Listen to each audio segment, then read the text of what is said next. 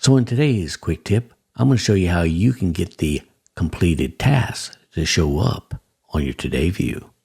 So as you see here, I have the TickTick open up, and sometimes, not very often, but sometimes I would like to know what completed tasks I have completed for that day. Maybe I made a mistake and clicked one off and I didn't mean to, or maybe I just want to see what tasks I've actually completed for the day.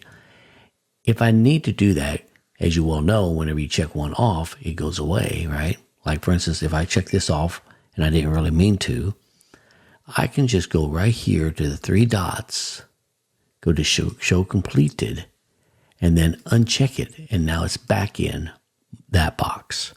So I just want to show you all that really quick. I know it's a real quick episode, but I thought it'd be kind of helpful and useful for any of you all out there who are kind of wondering, man, how do I see my completed tasks? That's a quick and easy way to do so. So I hope you all enjoyed this episode. And if you did, don't forget to hit that like button right down there. And if you want to see more of these episodes in the near future, make sure you subscribe to my channel and hit that notification bell. With that being said, I want to wish you all a wonderful week. And I'll catch you next episode. Take care. Bye.